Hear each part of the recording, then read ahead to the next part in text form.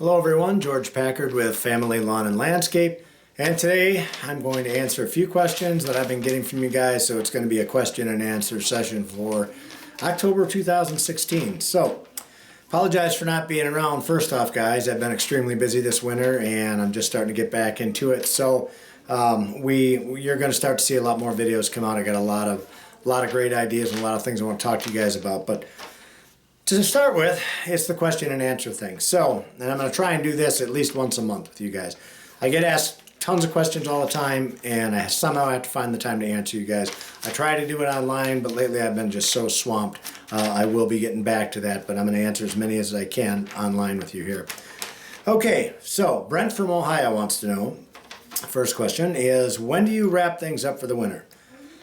So I would say to that, in Wisconsin, we try to wrap everything up by November 1st. So right now it's the end of October. We're very close to getting things wrapped up for the year. But even then, you do a lot of things in the winter. You know, all your maintenance on your equipment and oil changes, spark plugs, wires, all that kind of stuff, so that you're ready to go for spring. I don't wait for spring for none of that. That's what winter's for. Secondly, Florida. Florida really never shuts down. In the winter months, it's nice. In the summer, you mow every single week, for example. And up until, from November till April, during that period of time, it's called the winter months down in Florida. And we mow every other week then. So during that time, we concentrate on the extras. So we do a lot of advertising. We do a lot of door-to-door type sales, with your door hangers and things of that nature. So, and again, time to catch up on the equipment and stuff. Okay, here's the other part of that question. What do you do during the winter months? Well, I already covered that. Okay, so now this one is from Kevin from Arizona. And he says, do you still use exclusively Gravely mowers? Yes, I do. I don't have any other mowers that I use. In Florida and Wisconsin, I use the Gravely mowers. I've just had good luck with them. Price point's good. One of the biggest keys for me, and there's a lot of good machines out there, is, and I would tell this to anybody who goes to buy equipment, you need to buy equipment that is in your area, that there's a service guy in your area. That's very important to me. And it should be important to you when you go to buy your stuff. So you don't want to buy a Dixie chopper, for example, in Wisconsin.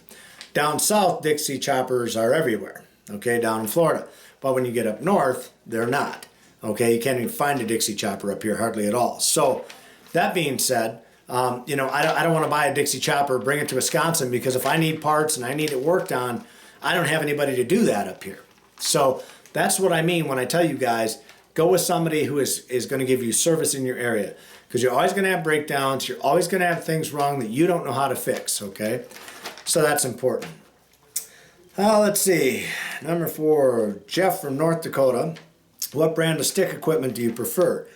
2 different types that I prefer is Steel and Echo.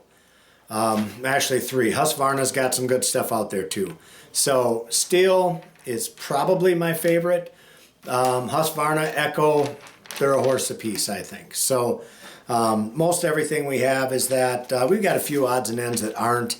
But for the most part, that's what we use. Okay, let's see.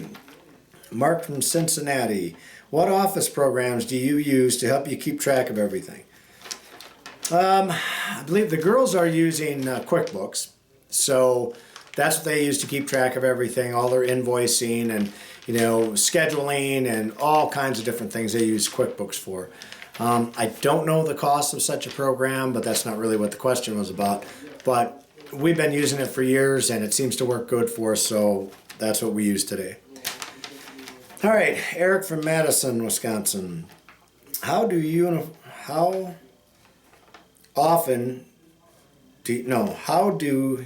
for your employees? Oh, how do you handle uniforms for your employees? Okay, how do you handle uniforms for your employees? So basically, when our employees get hired on, we tell them you're going to have a minimum of 5 shirts, okay? So, and what we do is those shirts are taken out of your first week's check automatically. And let's say those t-shirts are, say, $10 a piece, for example. You know, you print lettering on them and all that. But those are coming out of your first week's pay, okay? There's two things that happen. When they first come to work for us, we keep the first week's pay automatically, okay? And at the end, when they do decide to leave our company, that's when they'll get that check, okay? But the second thing we do is we make sure that they pay for those shirts, those uniforms, out of that check. And here's why we do that. Early on, we used to give them 5 shirts. They would take them, and they would never come back. We were ordering hundreds and hundreds of shirts. That adds up. It adds up to big bucks if you're doing as many as we are. So we got tired of that. We got tired of, there were more of our purple shirts in the neighborhood in a Walmart store when you walked in there than there were Walmart employees, or anybody else. It just seemed like purple was everywhere. Well, these guys that they work for you and then they leave and then they take 5 shirts, well, it doesn't take long before they've wiped out dozens of shirts on you, okay? We have them pay for them ahead of time, and if they go to leave our company, all they have to do is return those 5 shirts, no questions asked, here's your money, okay? We give them their money back. So that's how we handle that one. All right, John, St. Augustine, Florida. I know you salary and most of your employees. Is this better than hourly? We've covered this a little bit in the past, but I'll touch on it again. Is it better than hourly? Well, I think it is. I like to salary my guys in because I don't like punching the clock. There's a lot of things that happen. It creates a lot more paperwork on our end when we have to sit and figure out how many hours, and this guy got overtime, and all of a sudden overtime creeps up on you. At the end of the week, you're paying $2,500 or $3,000 in overtime. That stuff adds up fast. So it doesn't take long for you to learn to keep that under control. So by salarying the guys in, I don't have to worry about the hours. I don't have to worry about that creeping up on me, that surprise bill at the end of the week, okay? Or surprise expense, I should say. So that's the way I do it. I found a lot of good luck with salarying those people in. You pay them a little more. I'll tell you, there's a huge difference. If you pay them by the hour, here's a good example down in Florida. I had guys that, when I was paying them by the hour, they would put in 70 hours a week because they were making bank. They were making their normal play plus time and a half for those extra 30 hours, So they were killing it. Once we realized what was happening there, we went in there, looked at it, and said, hey, we can't allow this. We got to do something about this. We went in there and made them salary. Suddenly, they can get all their work done in 40 hours a week or 50 hours a week. So, huge difference. So that's why we like to stick with the salary. All right. Oh, let's see. Frank from Idaho. How much time do you spend in the field with your employees? Not enough. How much time do I spend?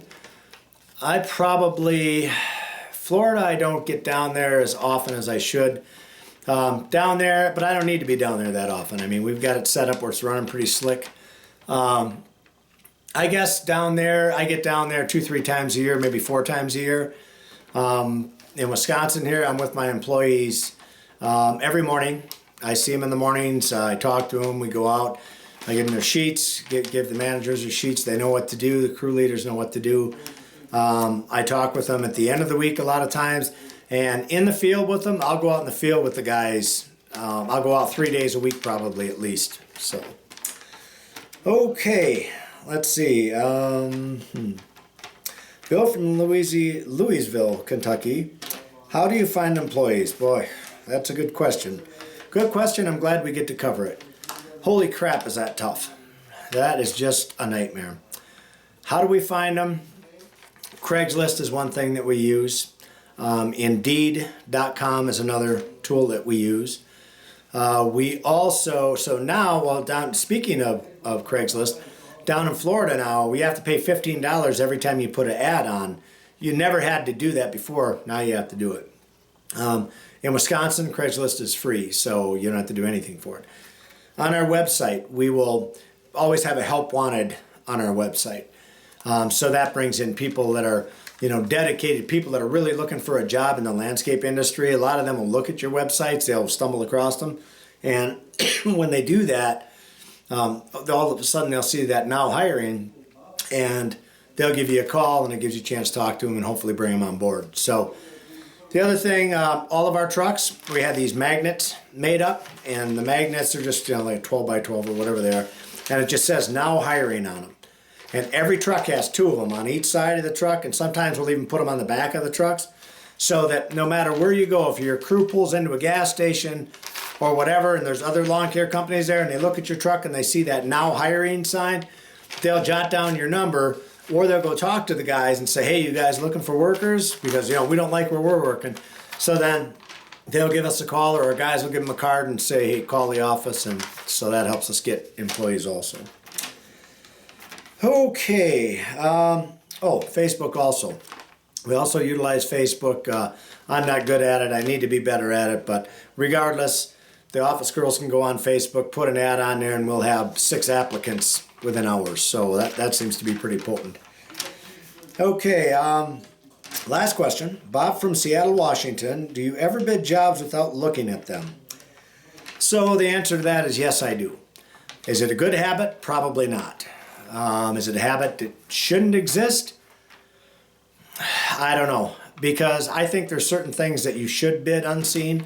And here's a good example. And I know I don't want this to come back and bite me, but let's say for an example, customer calls you up and we try to interview them a little bit on the phone. When they say, first off, when they say we're looking for a one-time cut, we're like, I'm sorry, we don't do that, and we don't know of anyone who does, and then it's like, click, great.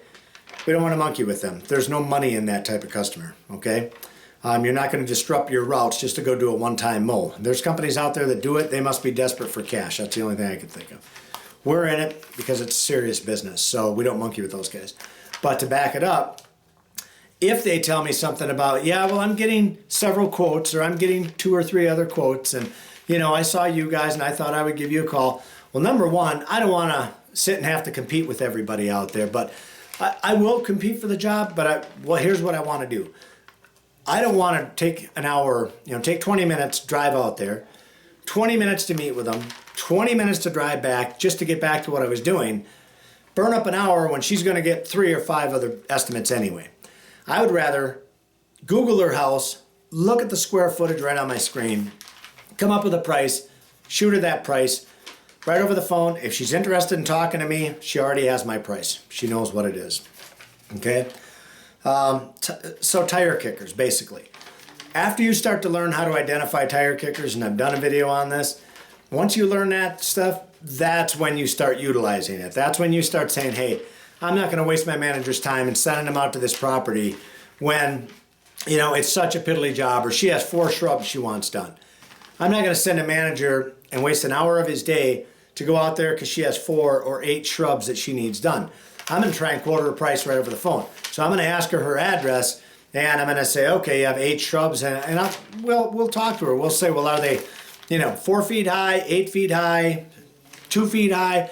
And if they tell you, hey, they're only like 2-3 feet high, great. It's a piece of cake job. You're going to be in and out of there in 20 minutes. You can quote her a price right over the phone and save your manager fuel and time from running out there. Okay? So those are some of the reasons that we bid them sight unseen. Trying to think if there's any other reasons. Sometimes if guys are dicks. If they're a dick, you could tell they're a dick and a prick on the phone just by listening to them. Sometimes I'll just get agitated and the girls do the same thing. They'll be just like, well, you know what? It's X amount a month and blah, blah, blah.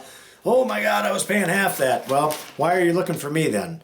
Obviously you're not happy with your service and that's why you're looking for mine.